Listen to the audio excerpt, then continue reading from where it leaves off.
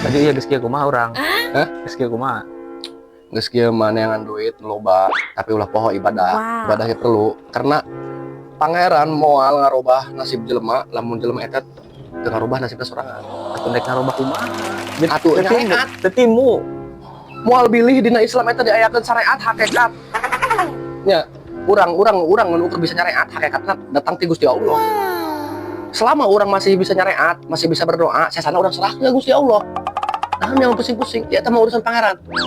Ih, nu penting orang harus berusaha, harus nyariat. Kerja bagus. Itu hirup mah Jadi orang ngebacot bae. alam dunia. Ya mah ulah musieun alam dunia, ulah dipugu alam dunia. Nah, dunia mah ngecek deung dia.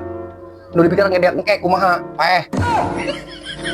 Aing mah ari paeh mah atuh kumaha orang paeh mah paeh bae. Atuh lain teu bisa kitu. Kumaha orang paeh mah kumaha orang paeh mah.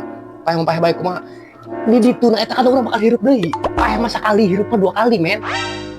Eta urang di ditu mempertanggungjawabkeun perbuatan urang di dieu kali. Asup ke otak. Itu kok jebul dia mah.